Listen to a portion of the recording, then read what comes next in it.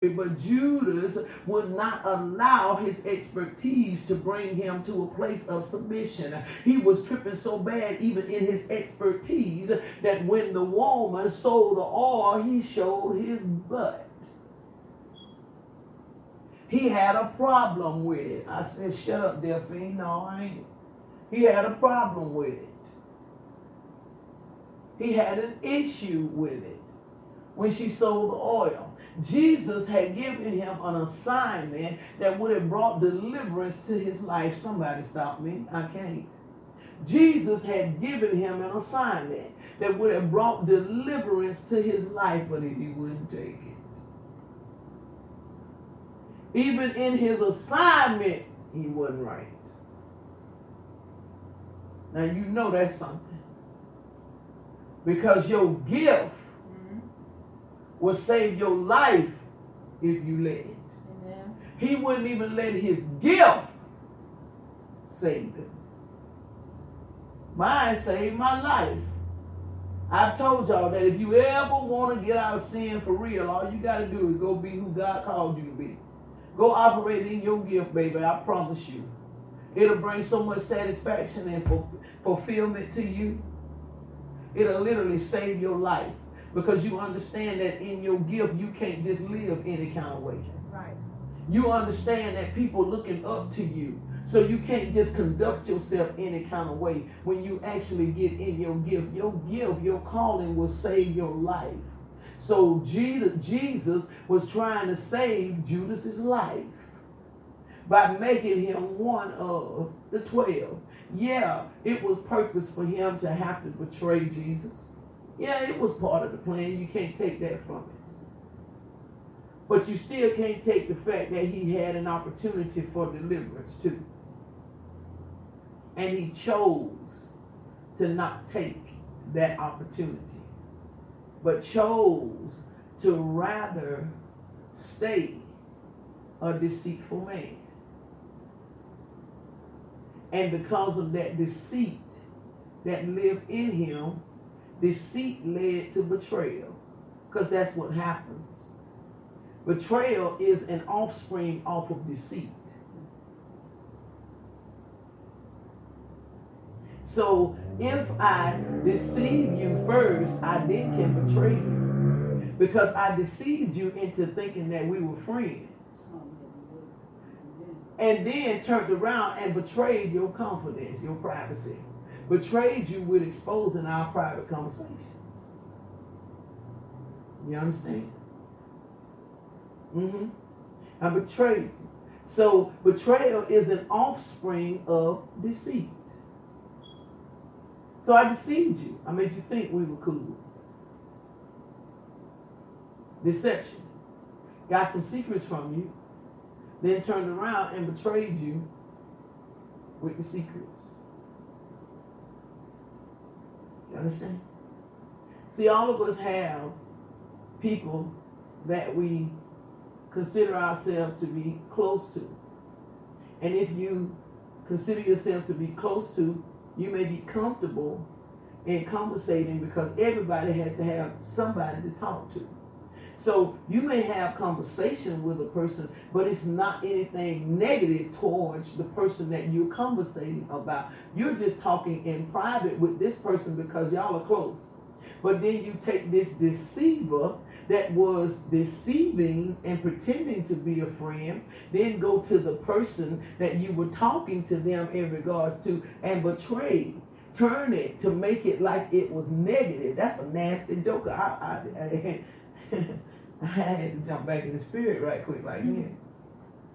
See, that's a nasty joke. I had kicked about 2 people in the mouth just then with my foot. I'm serious. You know what I'm saying? It riles me. It makes me, I'll get you too. I'll wait you out. I'm going to get you. You know, because that's very nasty. That's very nasty. That's a nasty individual. Judas was a nasty individual.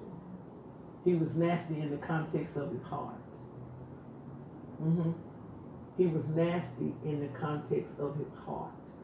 He wouldn't allow his heart to be changed. And his heart led him to an ultimate betrayal. an ultimate betrayal. To betray your pastor is just like betraying Jesus.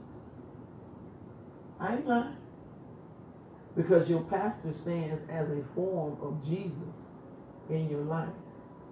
So to betray your pastor is just like Judas.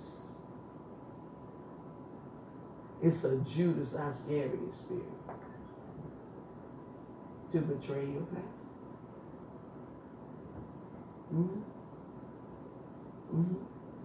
Because it's a very delicate thing to even have a close and personal relationship with a leader, and to be able to see them in a state of vulnerability. It's a very personal thing. You understand? Because leaders are not always able to be vulnerable.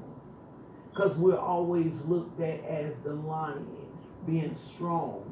So if a pastor comes to you in a place of vulnerability, and you take in turn what the pastor has said to you in a place of vulnerability, I'll slap hell out you, Judas.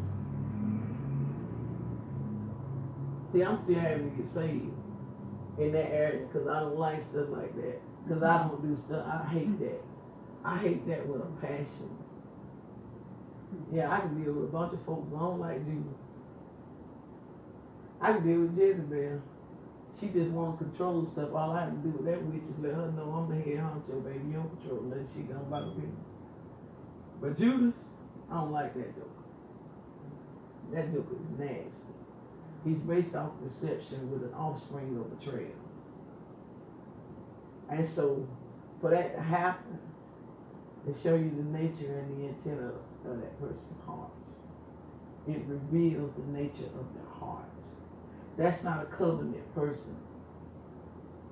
That's a person that operates in the realm of offense. Y'all hear me? That's a person that operates in the realm of offense. And you got to watch that person. You got to watch them. When you start seeing them shift, go with the flow with them. Go with the flow. Because that's what they're setting up for. They're setting up for their offense. It gets real at trail, don't it? You get the truth. Y'all get the truth. I tell you what's going on, baby, how it's happening, how it's flowing. You ain't supposed to be ignorant.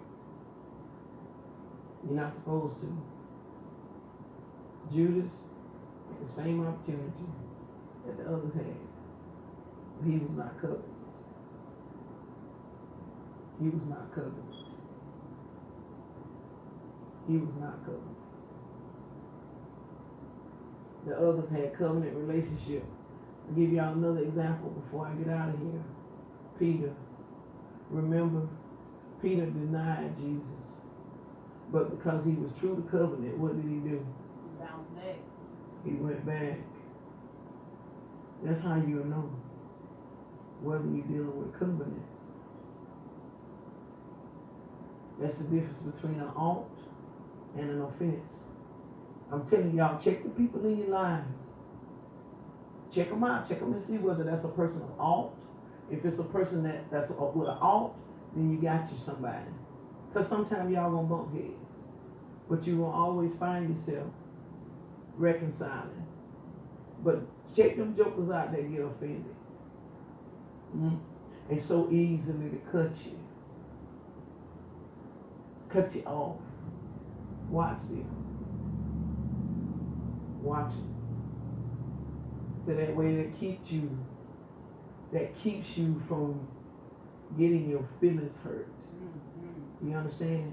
It keeps you out of dilemmas with people. I watch to see if you are a covenant, if you are an ought, or if you are an offense. To love a person that is an offense, it's going to cause you to get hurt. Because, see, the offense is going to drive them away. Yes, Lord. Offense drives them out. It drives them out.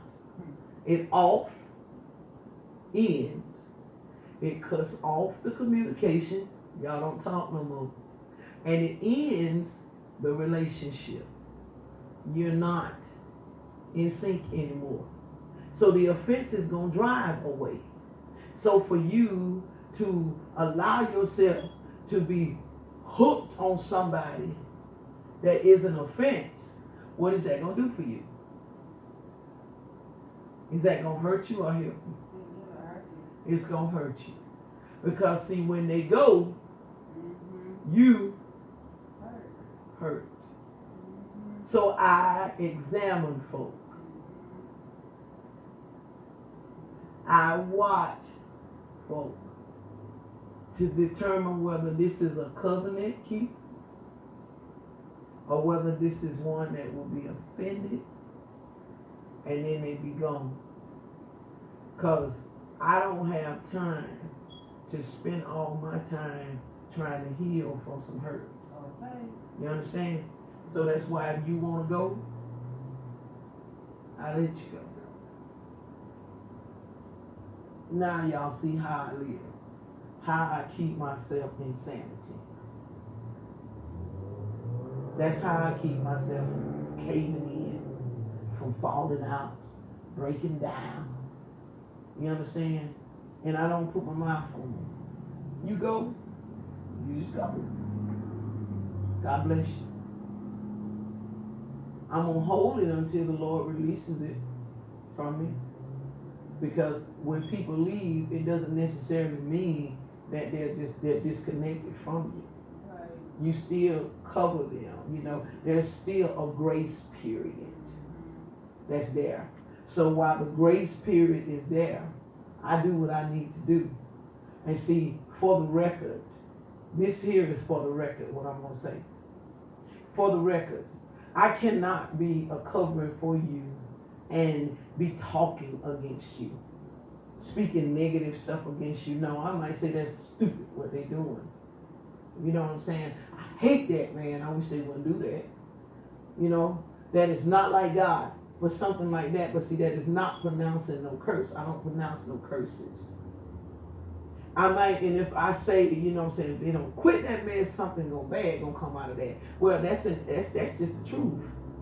If I was doing something and I didn't quit it, something bad gonna come out of it. But it's not no speaking against a person.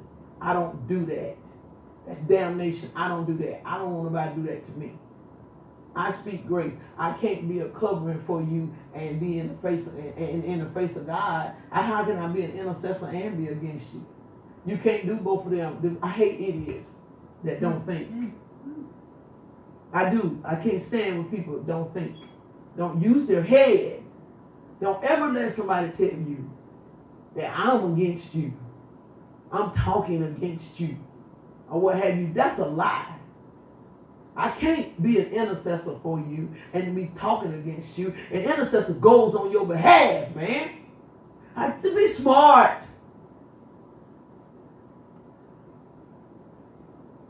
How can you do that and then go in the face of God and say, Father, I thank you for bringing them out, God. I thank you for standing with me. You can't do that. God will be like, mush your head, man. Get out of there. I don't need you in here.